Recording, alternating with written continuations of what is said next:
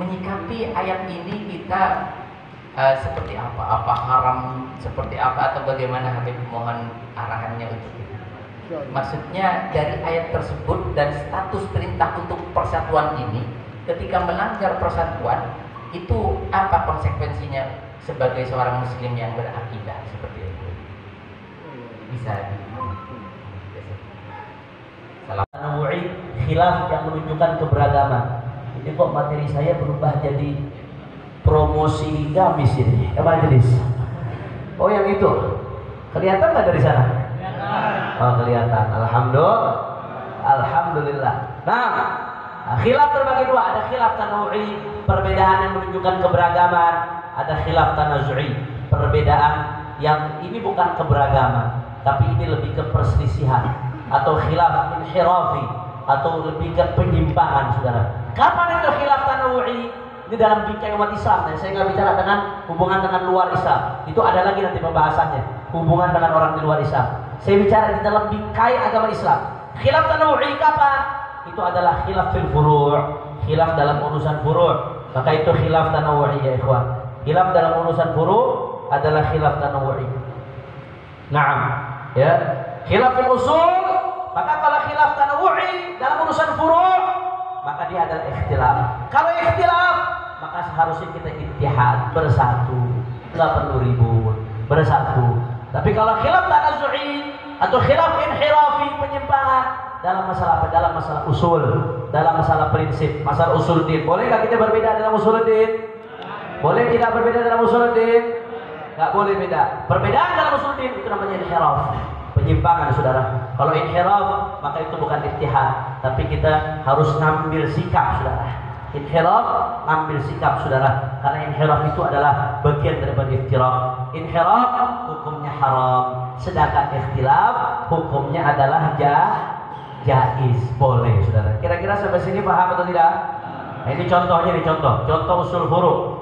Contoh, ini imam besar yang bikin, bukan saya nih. Contoh usul furu', usul kebenaran Isra Mi'raj. Sepakat nggak kita ada Isra Mi'raj?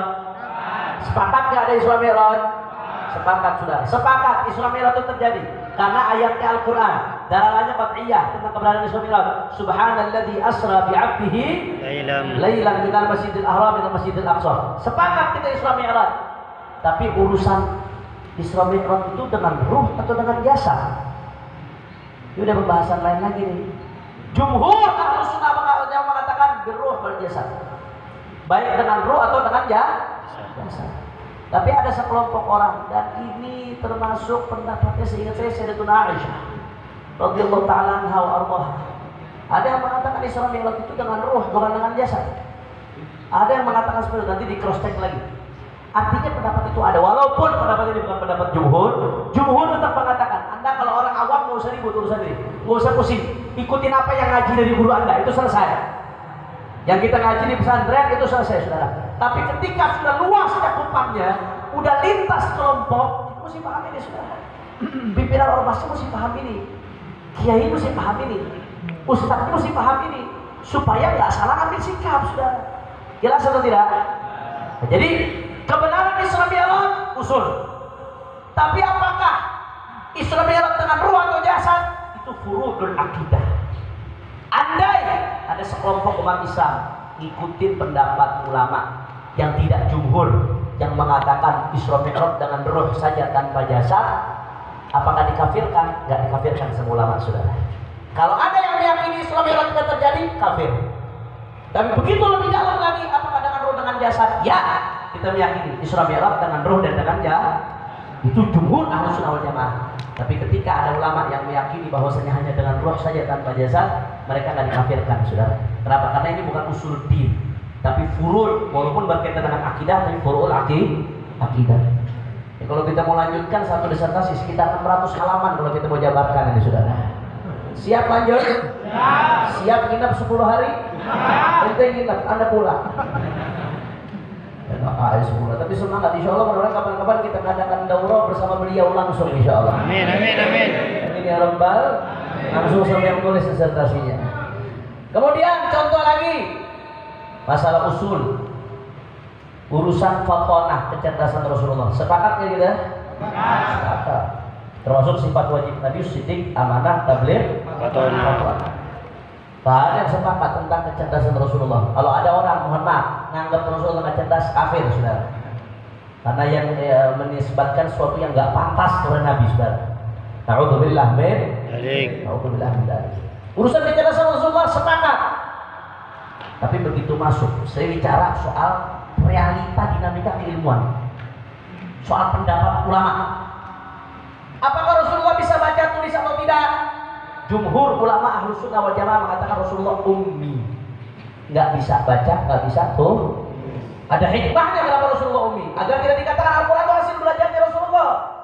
Kalau Rasulullah bisa baca tulis, nanti ada yang mengatakan, oh pantas itu karangan dia, itu hasil belajar dia nulis. Itu jumhur Ahlus Sunnah. Tapi ada ulama yang mengatakan bahwasanya Rasulullah bisa baca tulis. Mereka punya dalil. Walaupun ini bukan pendapat mayoritas Ahlus Sunnah. Apakah ulama yang mengatakan demikian dikafirkan? Ya dikafirkan. Kenapa? Karena walaupun ini urusan akidah, tapi furu'ul akidah. Tapi soal kecerdasan Nabi, apa ada yang berdebat tentang kecerdasan Nabi? Ya ada, saudara. Kenapa? Ini urusan usulul akidah. Paham? Berarti kalau dalam usulul akidah, boleh gak kita berbeda? Boleh gak kita berbeda? Tapi kalau dalam furu'ul akidah, apakah yang berbeda lantas dinyatakan kafir? Hati-hati ya ikhwan. Sifat mengkafirkan ini yang akhirnya memecah belah persatuan umat, saudara. Yang kedua, usul furu' dalam urusan syariat. Kewajiban sholat 5 waktu. Wajib nggak? Apa ada yang berbeda pendapat? Nggak ada. Dalilnya ayat Quran qat'i, dalalahnya qat'iyah. Maka dia termasuk usul syariah. Tapi kalau kita lebih dalam lagi, niat sholat boleh dilafadzkan atau tidak? Nawaitu usalli fardhan maghribi 3 raka'atin, diniatkan sebelum takbiratul ihram.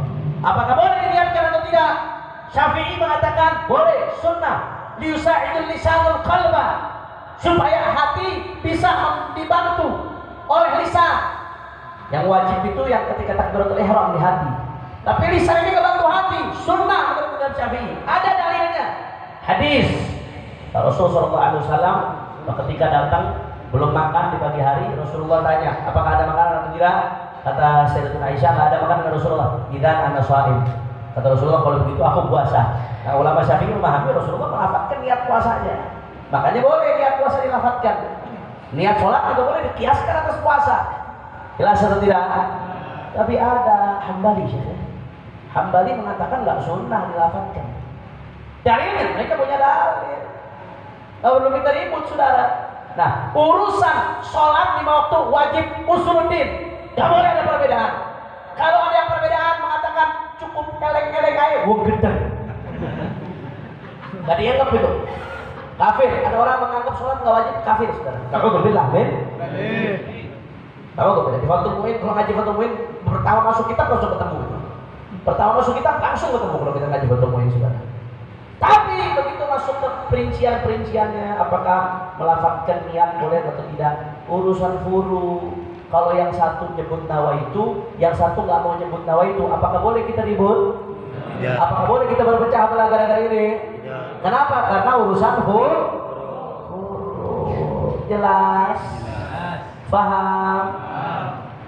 Contoh lagi, wajib zakat onta, sapi, kambing, sepakat tuh. Termasuk zakat yang disepakati, saudara. Usul. Kalau ada orang mengingkari kewajiban zakat, na'udzubillah, kafir. Sayyidina Abu Bakar Siddiq memerangi mani'uz zakat, sampai memerangi orang-orang yang melarang nggak mau bayar zakat. Diperangi Sayyidina Abu Bakar Siddiq karena melanggar usuluddin. Tapi kalau ada yang khilaf, kalau kita baca kitabnya Dr. Yusuf Al-Qaradawi rahimahullah yang baru meninggal dunia, salah satu kitab beliau yang paling fenomenal Fiqhuz Zakah.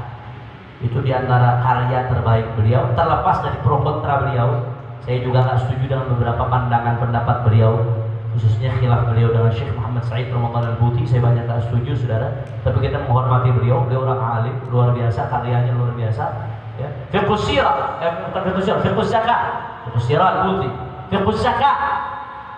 Itu banyak nyebut itu masalah zakat, ya, apakah kuda wajib zakat apa kagak, ayam wajib zakat apa kagak, itu masalah furu, nggak perlu ribut. Masalah furu. Kemudian masalah wajib puasa Ramadan. Sepakat nggak wajib puasa Ramadan? Sepakat nggak wajib puasa Ramadan? Selama nggak ada uzur memenuhi syarat, sepakat. Karena dalilnya qat'i, qat'iyut thubut, qat'iyut dalalah. Berarti kalau qat'iyut thubut, qat'iyut dalalah berarti masuk kategori usulul. Apa boleh kita beda pendapat dalam masalah ini? Tidak boleh. Kemudian kalau kita masuk ke perinciannya, contoh masalah disuntik ketika puasa, batal atau tidak?